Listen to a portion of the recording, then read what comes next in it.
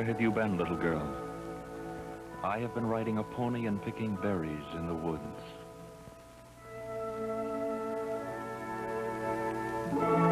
And where are you going, little girl? I am going home. This is a citizen of a city of 3,600, and this is home. This is the woods, the fields, the hills, the streams. For many, this is the earth, the universe, until the day they die. This is the Lapeer State Home, a hospital and institution for the mentally retarded. But don't expect us to transport you to a medieval time. Don't expect to be buffeted by scenes of bedlam here. Don't expect dungeons. Don't brace yourself for cruelty. But by no means must you expect to find all problems solved and filed. Ours is a far too complex age for such blackness or white. The men and women who work within these walls devote themselves to their work with impressive energy and enthusiasm, with kindness and understanding. They seem not to fear a job that stretches like an endless desert before them, that has stretched like endless dark behind. But here you will find hopes blunted and frustrated, and dreams grown cold. Years ago, perhaps this was a quiet fireside, humming with untroubled efficiency, and rather smugly safe from the outside. But now a wind is rising, and there is a desperate knocking at the door. And the door is opened, an entrance gained. But the knocking continues and grows louder, and the fire inside is dying.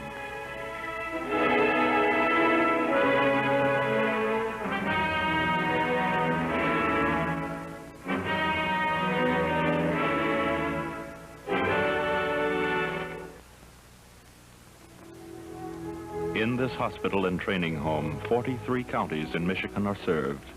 It is home to 3,600 resident patients and 600 convalescents. There is a chill and a grimness about the stone of the walls. The buildings are sprawling, depressing, school-like, old. But within, a warmth is generated by the arduous work of a staff of 1,020 personnel. They are trained people. Beyond that, they, like the rest of us, are ordinary people. But within those confines of the ordinary, there is a care, a devotion to an unending charge. Dr. Abruzzo, you treat the mentally retarded here. What's the difference between mentally retarded and mentally ill? Well, basically, when we speak of a mentally retarded individual, we're speaking of one who has a defect in the intellectual area, whereas those who are mentally ill have one primarily a defect in the emotional or mental area. Within this classification of mentally retarded, you have breakdowns on these. What are they? Roughly, we can categorize them into three classes: the mildly retarded, the moderately retarded, and the severely retarded. Now, the mildly retarded are, for the most part, educable type who are ambulatory and who may be able to learn the academic skills such as reading, writing, and arithmetic, along with social skills as a goal. These are the group you hope to return to their home or to their community? Yes, these can be, with increasing help on the part of special education teachers and staff, be sent to the community much sooner than they would otherwise. And the mildly retarded? The mildly retarded are those who are trainable rather than just educable, and who are taught vocational skills. And these may also be returned to the community with proper training. And the severely retarded? The severely retarded are our most difficult class. They are incapable of either being educable or trainable. They require constant daily care on the part of our staff, of which we are somewhat short. Doctor, if you had more money, more facilities, and more staff out here, could you send more home? Could you improve those who must stay here? Yes, we certainly can. I think one of our main projects would be to open up a new psychiatric and diagnostic center for those retarded individuals who are also emotionally ill. We have a considerable number of our children who have superimposed on their basic mental handicap an emotional problem. And you could move that group, the moderately retarded, could you move them up to the point where they might return home?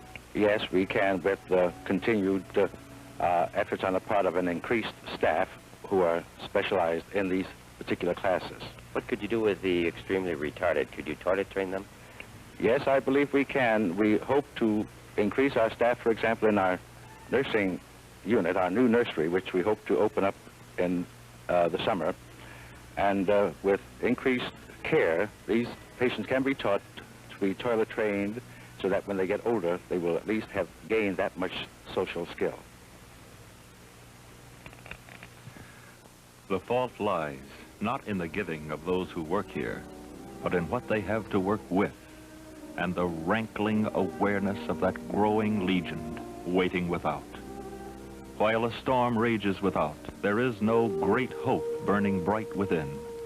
For within, though genuine zeal and spirit abound, the facilities are wrenchingly inadequate. Here is an institution of 4,200 souls. It is 62% overfilled, and the waiting list month by month lengthens. Mr. Rossetti, what has happened to the cost through the years of operating the Lapeer home? Over the last 5 years, I would say that the cost has gone up approximately 3% a year.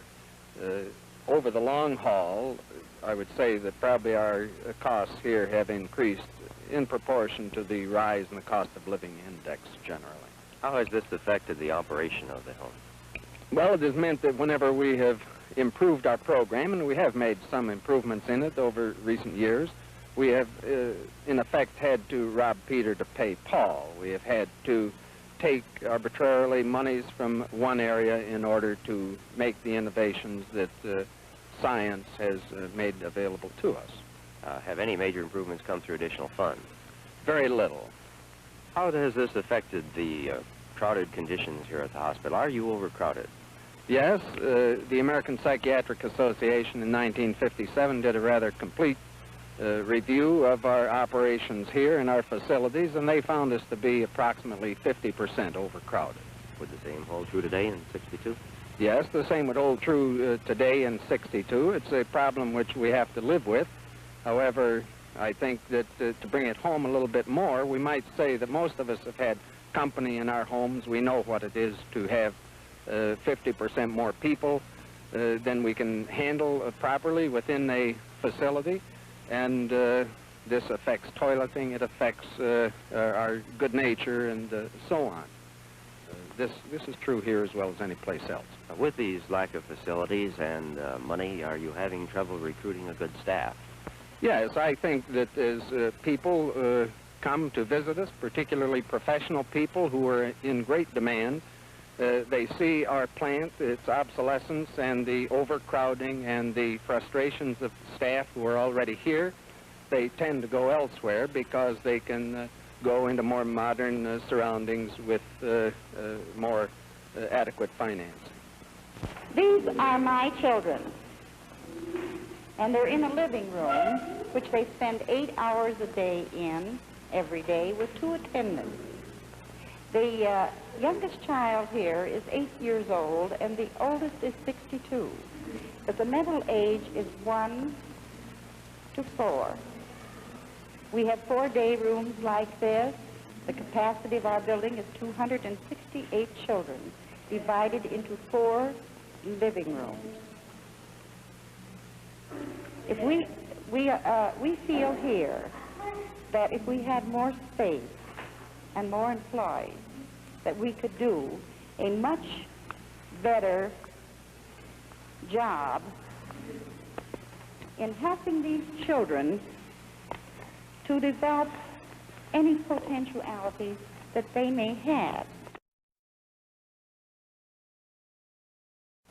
There are, however, no facilities that are actually developed with the emotionally disturbed in mind. There are a certain number of isolation rooms in the general hospital, but by and large, the institution does not have any of the facilities that you would normally find in what is called a psychiatric unit. Some of the patients go from basically retarded to being basically psychotic, and in this transitional period, there simply are not adequate facilities for isolating the psychotic from the retarded. If you and I think the treatment currently given is the kind that you and I would want for our own, for these children could be our own or our own grandchildren, then you and I are completely wrong. The treatment is not and cannot be programmed on a level that you and I would feel is right and proper for our own children. The only answer is to get the patients out of their almost gymnasium-like rooms and into smaller units. There, greater selectivity can be exercised in the type of patient placed in any one unit, and then by gradual exposure, an enrichment in the program can be made, both in terms of equipment and facilities, and in terms of training. A larger staff is needed. Here is a mental institution of 4,200 patients with only one resident psychiatrist. Facilities are needed for the emotionally disturbed, just to protect one from the other. At present, there are patients who should not be together. There is frustration here now. The institution has had to cut back its staff. And when there is a chance to hire a psychiatrist or a physician, they must first find out if they have the money. And if the only way to find the money is to lay off 3 or 4 attendants, then there are simply pouring water out of one bucket into another. Of course, we understand that the public likes its hunting and fishing, and that the state legislature is pressured to put more trout in the streams. And this, of course, takes money. We understand why new highways are to replace the old, and this is excellent. But must there be a detour sign just before the mental institution? Over the recent years, this institution has tried to do more in terms of orthopedics, in terms of the deaf, in terms of the blind, in terms of getting patients up instead of having them lie flat. And even with their present facilities, their new programs are working. Instead of dying, the mentally retarded are staying with us. This might raise the question, are institutions becoming more costly? Surprisingly, but quite accurately, to get the patients up, to train them, makes it the least expensive to the taxpayers. To take a patient that can be toilet trained and to do nothing about it is more costly. 10 or 15 years ago, many of these patients died at an early age, so such training was not an urgent necessity. But today, if this patient is not so trained, he will be diapered and bathed for the rest of his life.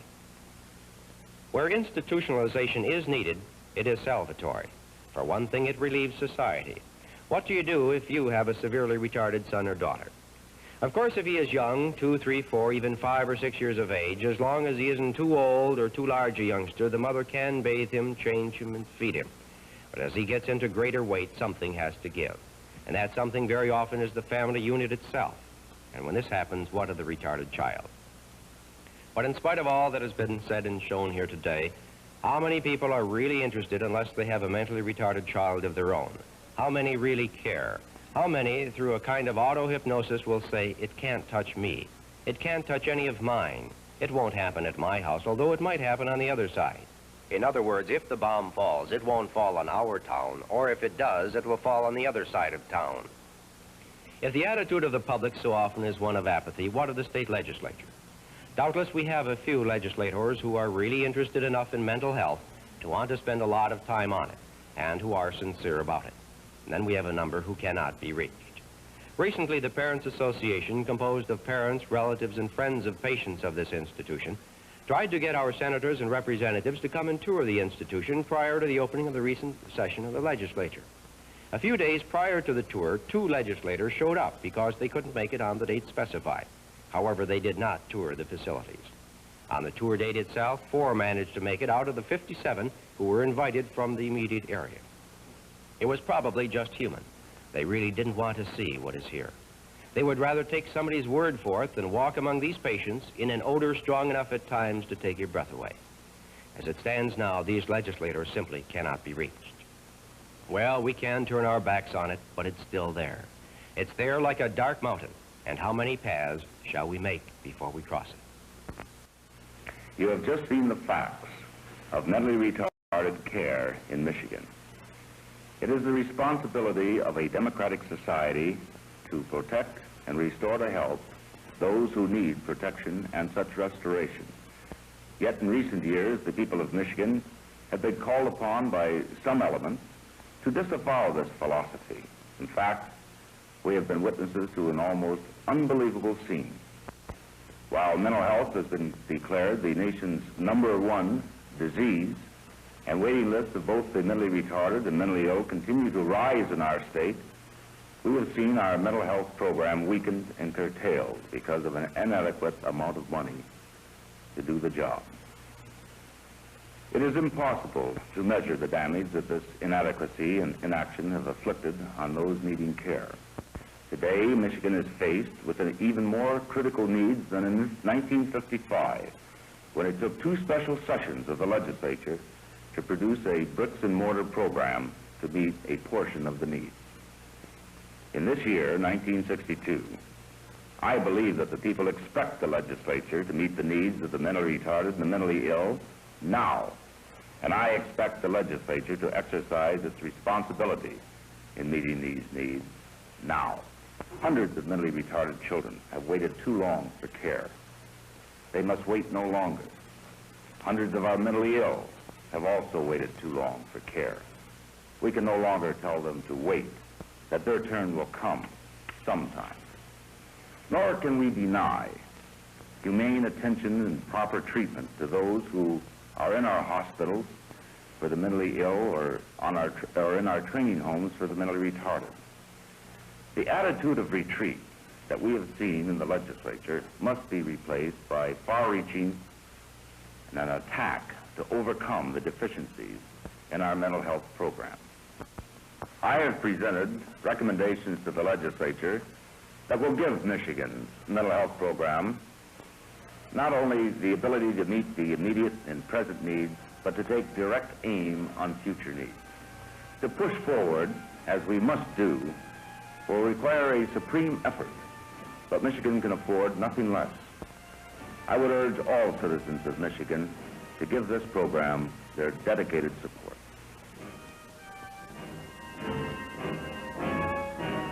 Every reason to help is here. But we fight reason with marvelous weapons. Apathy, ignorance, lethargy, indifference. Surely in the face of what we have seen here, all our weapons would turn at last to less than rust. But a cold wind is rising. The clouds are dark and gather on the mountain, and the fire inside is dying. Snow slants across the window, and at the door someone knocks. Come in, come in, old melancholy.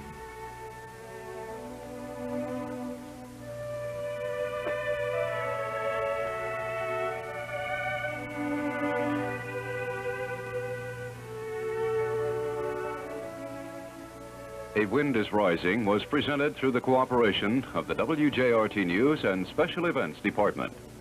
This has been a WJRT television production.